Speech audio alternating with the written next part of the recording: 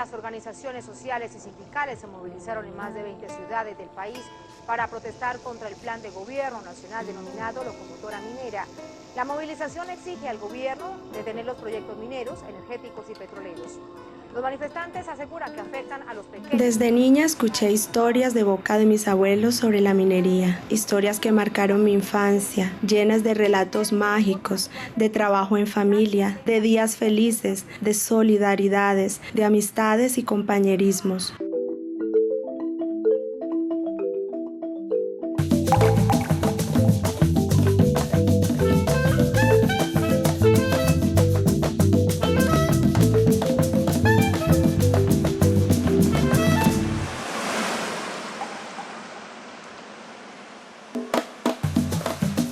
Ahora los abuelos ya no están y en la lucha del día a día y el pasar de los años, esas historias quedaron olvidadas. Mis padres tuvieron que salir de sus tierras muy jóvenes, según dicen, porque el conflicto armado buscaba despojarlos para que grandes empresas controlaran el negocio del oro.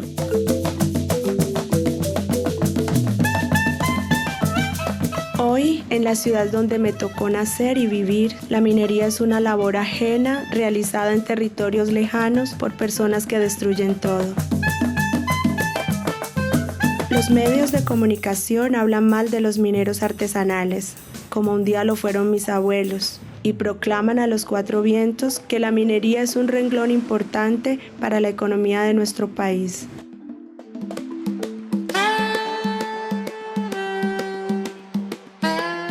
Pero que debe realizarse por grandes empresas foráneas, supuestamente empresas responsables que dejan sus impuestos y regalías al país y que no destruyen la naturaleza.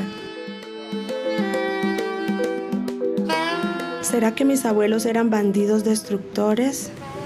Esa no es la imagen que guardo de ellos. Me duele pensar que hoy en día todos crean que es así. Busco en la red y solo encuentro historias contradictorias. Primero el gobierno, empresarios y multinacionales que condenan a los mineros artesanales y otro sector, ambientalistas, defensores de derechos humanos y pueblos que los defienden con gritos de lucha y resistencia. Actualmente realizo mi trabajo de grado en la universidad y no puedo sacar de mi cabeza esta contradicción sobre la minería. Es así como decido realizar mi tesis sobre este tema. Para comenzar mi labor investigativa contacté a unos familiares de mis abuelos que hace mucho tiempo no veía y ellos me relacionaron con unos compañeros mineros a través de unos vecinos de los sectores de Yolombó y La Toma. Estas son zonas rurales del municipio de Suárez en el Cauca, un territorio con una historia de explotación minera desde el mismo comienzo de la conquista y la colonia española. Me dicen que viven en este territorio desde 1636. Me dirijo hacia allá en un viaje enmarcado por la ribera del majestuoso río Cauca, en busca de los primeros relatos. Ojalá sus historias me dejen en paz con el pasado minero de mi familia. Yo aprendí de 7 años, mi papá con mi mamá me llevaban a la orilla del río. Si uno desde que está en la barriga de la mamá uno empieza a hacer minería, porque las mamás cuando están en embarazo pues van a trabajar y hacen minería con uno. Incluso mi mamá contaba que ella por allá, por los lados de Cauca, porque era donde más tenían la finca y la minería, ella iba a coger mucho café y se colocaba unos bultos de café con uno y con la barriga y a veces con otro niño en la espalda. Y muchos de nuestros abuelos y todos ellos trabajaban en la minería en el río, a la orilla del río Cauca. Yo desde los 5 años, mis abuelos me enseñaron a hacer minería. Pues antes también la minería se desarrollaba en la orilla del río Oveja. Y nos íbamos a veces todos, nos íbamos para el río, hacíamos ranchitos, así en las orillas hacíamos ranchitos. Y allá trabajábamos y el día sábado era que subíamos a la casa. También la familia de nosotros, o toda la gente aquí, los mayores, articulaban las minerías con la agricultura. Entonces, como 3 días iban a la mina y 3 días iban a la finca. No veían la minería como fin económico, sino que pues hacían minería para para comprar lo que la finca no podía ofrecerle en esos momentos. Y también el río tenía muchos peces, entonces mi abuelo, por ejemplo, ponía unas barbacoas allá y por las noches uno se iba y ponía su fogata, llevaba su racimo de plátano y a comer plátano asado con pescado. En Oveja llegábamos y hacíamos, pues nos reuníamos todo el personal de aquí, a hacer tapa. Ya lo que ya tapábamos, ahora sí cada uno cogía su almocabre a sentar su tonga. Que consistía en coger un pedacito del río y encerrarlo para que el agua del río no pasara por allí. Y dentro de esas tapas, cada familia cogía, o por familias, se cogía un pedacito de ahí dentro de esas tapas y ahí unidamente cada familia cogía su tonga. ¿La tonga? Ah, ahora recuerdo esa palabra muy usada por mis abuelos en sus relatos. Se practicaba la tonga, que era como que entre todos nos ayudamos, muy significativo a la minga, pues.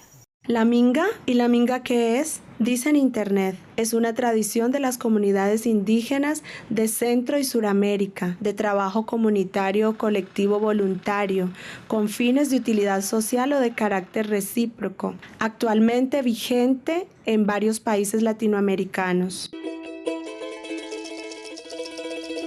¿Y los indígenas qué tienen que ver con la minería? En la toma me cuentan que al otro lado de la represa quedan los resguardos indígenas de Cerro Tijeras y Honduras, comunidades que no tienen la misma tradición minera, pero conocen mucho sobre el territorio. Ellos me dan algunos contactos y decido viajar atravesando la represa de la Salvajina. Tendría pues 6 años y a mí me hablaban que por aquí había oro, pero como yo casi no le paraba bola a eso, yo veía que uno ha de andar con una batea, yo sé que ¿para qué era que anda con esa batea? Y de ese tiempo yo me acuerdo que ya habían personas que trabajaban la minería también, porque pues debido a que no había vías de acceso, pues muy difícil sacar los productos. Entonces, pues un gramo de oro lo sacaban más fácil que sacar una carga de otro producto. Yo creo que yo pues de los 20 años fue que ya cogí a trabajar, porque yo hasta ahora por ahí lado todavía hay, pero entonces, como ellos lo que era fácil ya lo han trabajado. En la parte alta del resguardo, como Quingos, La Florida, pues sí había un poco de la minería, pero ha sido artesanal. En esa época se trabajaba artesanalmente, con batea, así escarbando y lavando, y ni tampoco la gente se dedica solamente a eso. A veces va y minea una semanita y otra semanita ya trabaja la agricultura, o unos 2 días, así vive la gente. Pero como autoridades siempre hemos sido enfáticos en que no estamos de acuerdo con la minería, no estamos de acuerdo con el daño ambiental que se hace.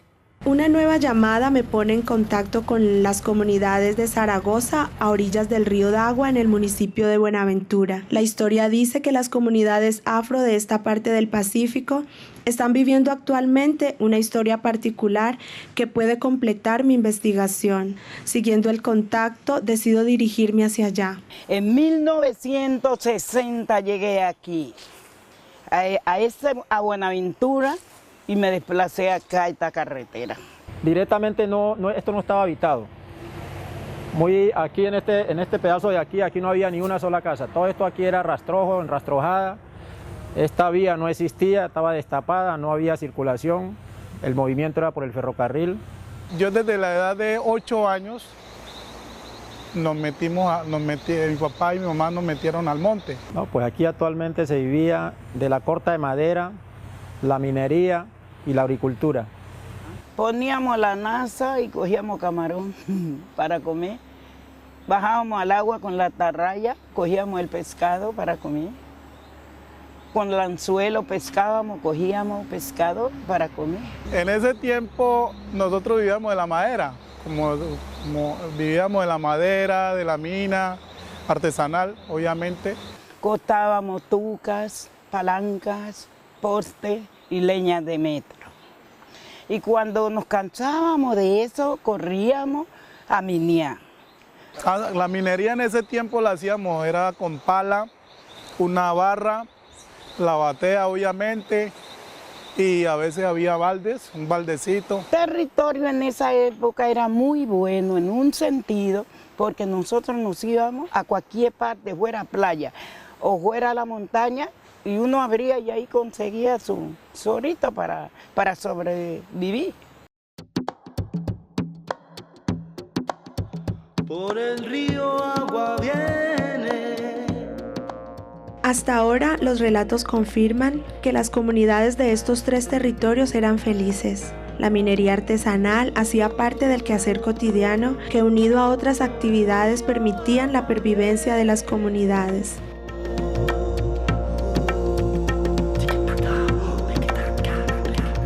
Estos relatos me reconcilian con el espíritu de mi pasado.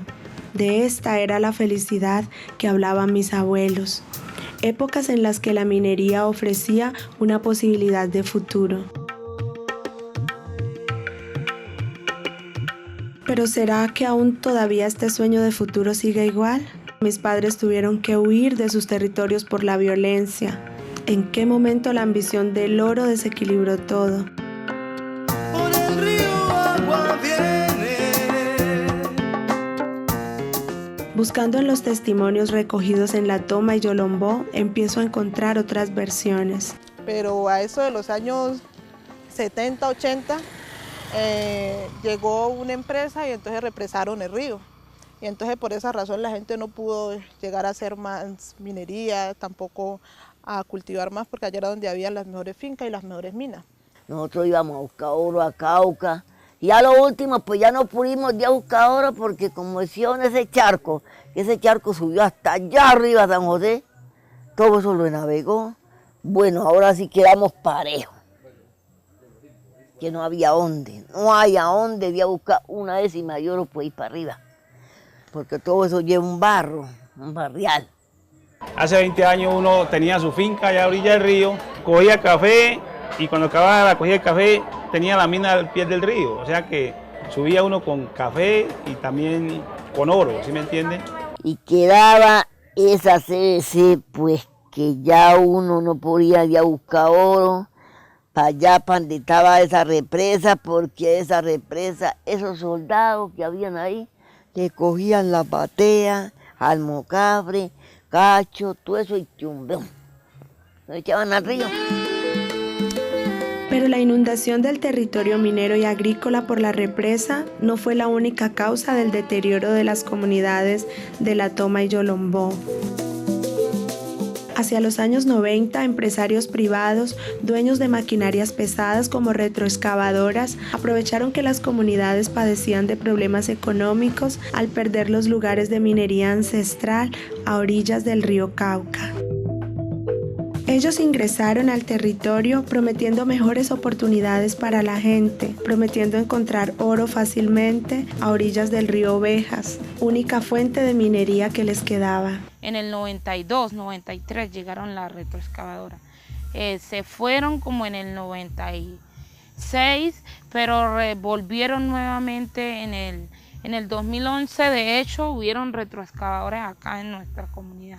Desafortunadamente llegaron las máquinas y mucha gente de la misma comunidad les dio permiso para que trabajaran en sus terrenos, pero no trabajaron solo en los terrenos de la gente, sino en el cañón del río, y acabaron con los sitios donde de manera colectiva se hacía la minería ancestral. Pero las retroexcavadoras se llevaron todo, nos dejaron prácticamente en nada, porque ya no podemos hacer nuestras tapas, ya no podemos ir al río a sacar oro de manera artesanal, porque ya no, prácticamente no quedó nada. Porque vinieron las máquinas y acabaron con todo. Nos dejaron el cascajero, la orilla, la quisiéramos, la diéramos las pies. Y también la gente podía aprovechar el momento pues para sacar el oro, aprovechar y abarequear, como decíamos. Entonces la gente decía que no, que aquí están las retro y tenemos que ir porque no se lo llevan todo. Entonces la gente se dedicó, hasta los domingos se iban para la retro a rebuscarse y dejaron las fincas abandonadas. O sea que ahora la gente ya casi no tiene ni plátano, aquí había mucho plátano, yuca, café, caña, de todo pues, porque acá la gente sembraba la finca tradicional. El trabajo de nosotros acá es, nosotros trabajamos de 6 a 9 aquí en la minería y luego que acabamos la minería nos vamos a la agricultura. O sea, somos agromineros. Somos agromineros también, nos vamos a trabajar aquí. Y es más, hasta dañaron los sitios de donde los pescados llegaban a hacer su desfogue, a poner los huevos. Todo eso fue arrasado por la retroexcavadora. Mucha gente después de la retro se fueron, pues. Mucha gente está en Cali, viviendo en Agua Blanca. Muchas mujeres fueron a trabajar en casas de familia, los jóvenes. Aquí tenemos una comunidad que se llama Gelima y la mayoría de la gente se fueron para Cali. Porque acá ellos ya no ven como una opción de vida acá. La historia siempre se repite. Con la disculpa del llamado desarrollo, comienza a construirse una vía moderna de 2 carriles que uniría a Buga con Buenaventura. Y como sucedió 2 décadas atrás con La Toma y Yolombó, en 2009 empresarios particulares con sus grandes maquinarias ingresaron al territorio de Zaragoza prometiendo sueños dorados. La retro llegó aquí a trabajar. Nosotros no conocíamos porque nosotros nunca habíamos trabajado con esos aparatos. Cada quien tenía su terreno, pues de pronto venía el dueño de su máquina y decía, hombre, yo necesito trabajar.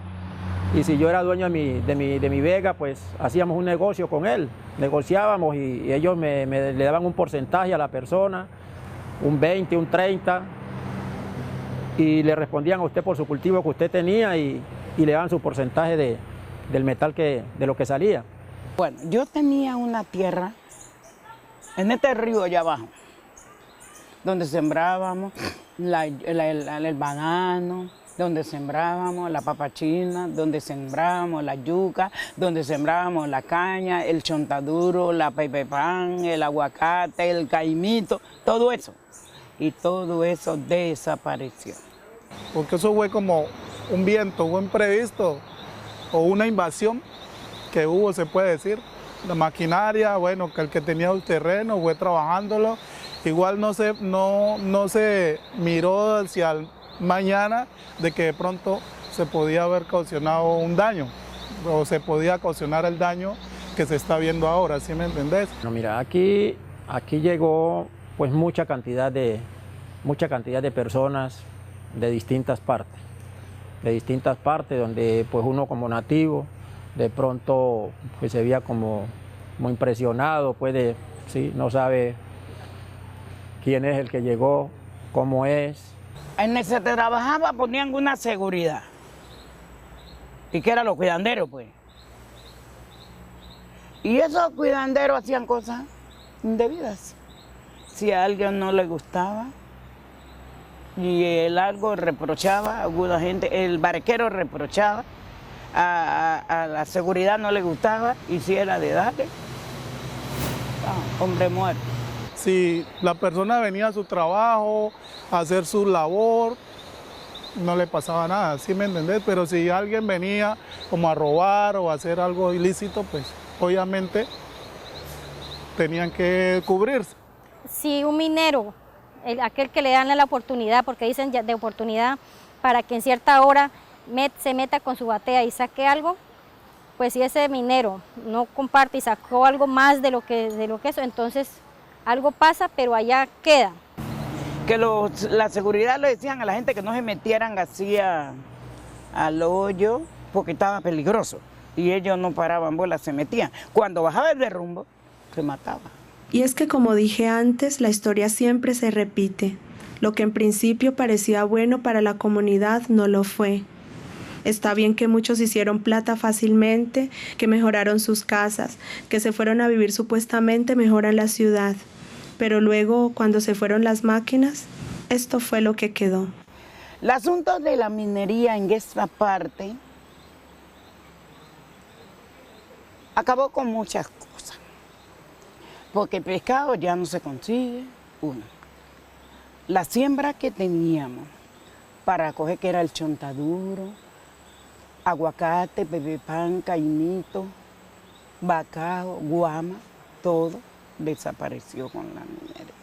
Como ustedes miran, todo esto era finca, toda esta finca, y pues obvio, por medio de la minería, pues cometimos el error de dañar y ahora ya el río se metió por acá. Después que íbamos a la finca a costar el banano, el plátano, y hoy día lo tenemos que comer comprado. Entonces es una afectación y no hay plata. Anteriormente usted salía a cualquier hora, podía ser de noche, de día, usted salía con una atarraya, con un anzuelo y bueno, y usted salía con pez para la casa, con la comida para la casa para un día o hasta para 2 días. Actualmente usted sale al río y le da duro coger un pescado.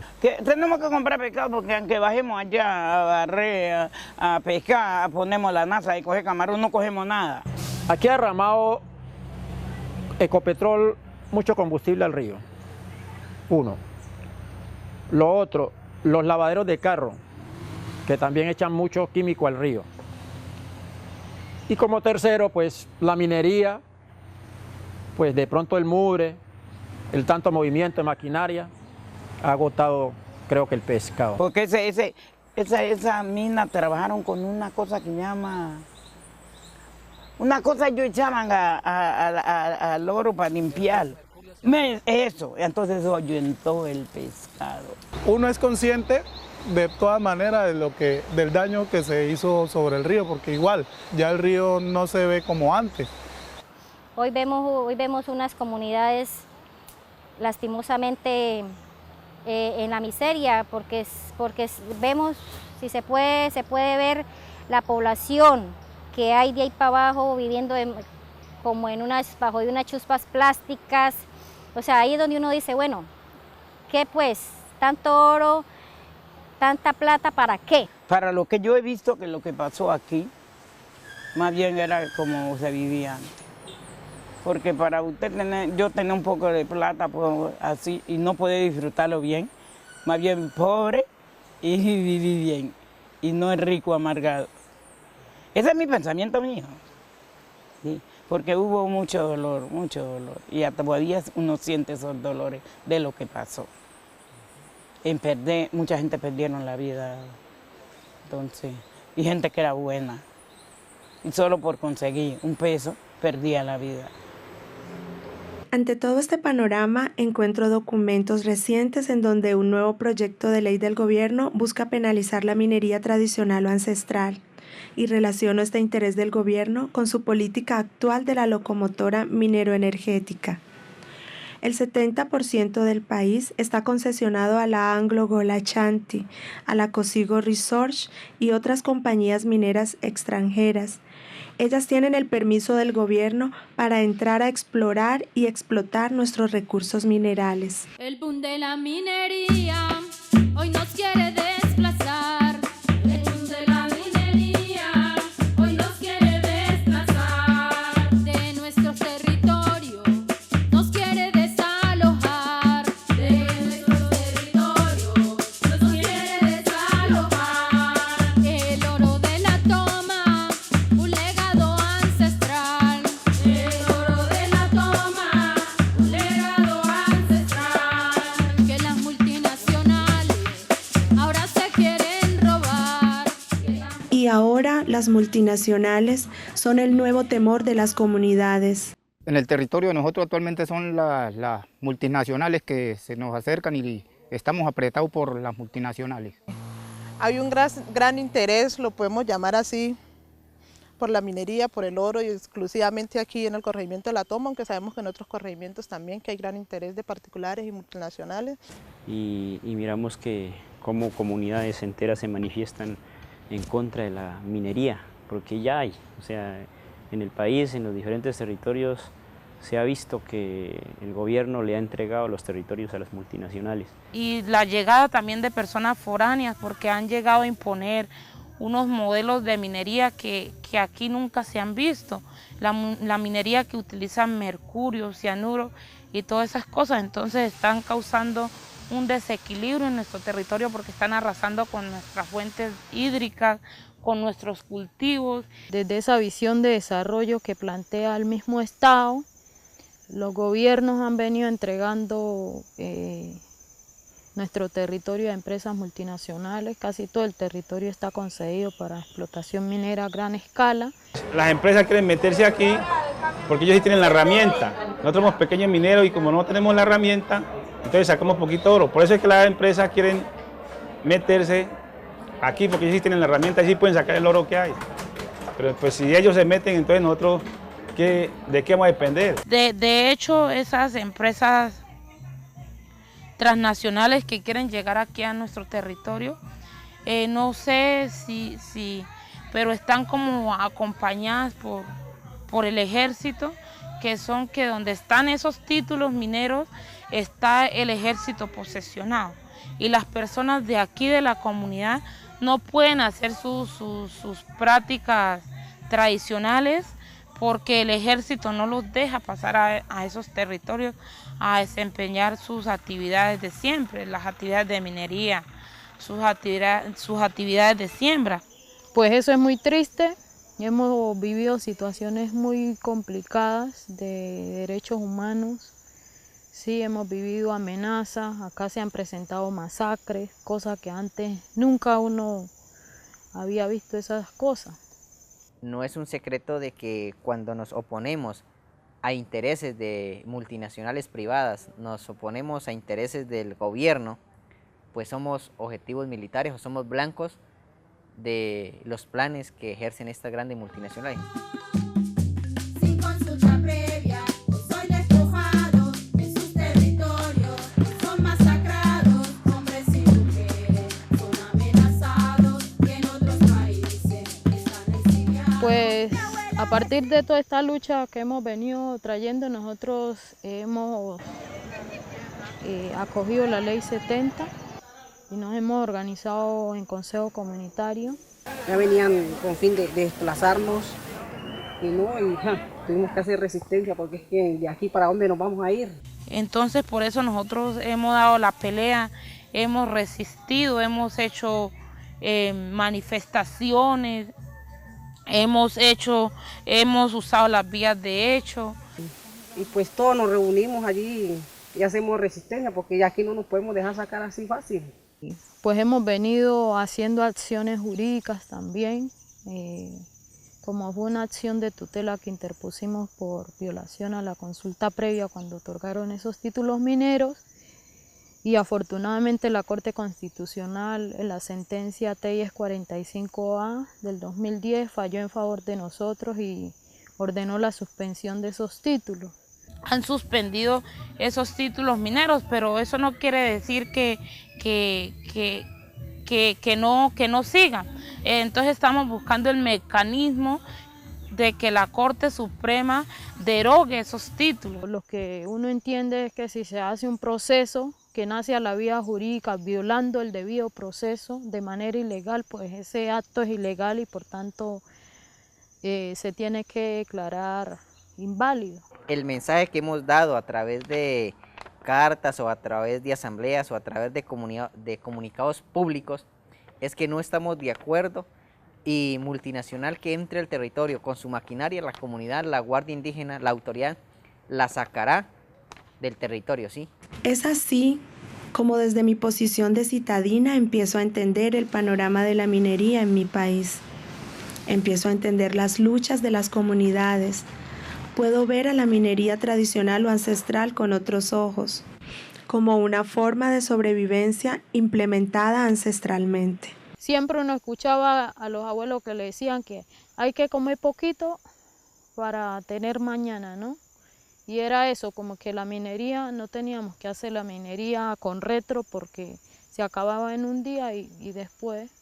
Para nosotros poder tener un buen futuro, que no entraran al territorio máquinas como excavadora, que entraran porque eso sí llegan y se lo llevan todo y pues entonces ya nosotros, nuestros hijos, ya no quedaría otro avance para ellos. Nosotros tenemos nuestra visión es de que le quede algo a los hijos, de nosotros comer y que coman ellos también, de nosotros vivir y que vivan ellos también. Entonces nosotros ahorita tenemos que seguir viviendo, existiendo con lo poquito que que tenemos en la mano. Entonces la lucha de nosotros es que este territorio ojalá sea libre, que no tenga ninguna clase de amenaza, para que nuestros hijos, los hijos de nuestros hijos puedan seguir permaneciendo aquí. Queremos la armonía, queremos el equilibrio, queremos la convivencia de nuestros comuneros con la madre naturaleza. A veces uno tiene mucha desesperanza, ¿sí? Porque siente ante todas las complejidades que se dan en este país, el conflicto armado, la politiquería, la corrupción, pues uno se siente como que ya no hay más nada que hacer, pero siempre hay una luz y una esperanza. Y yo tengo mis 2 hijos y mi sueño es que un día mis 2 hijos puedan vivir dignamente en este territorio, ¿sí? Que puedan aprender el legado de los ancestros y que por lo menos no tengan que estarse matando o esclavizando para poder tener un bocado de comida, sino que la misma tierra, el territorio les pueda proveer por lo menos los alimentos, que es lo más necesario que necesita el ser humano.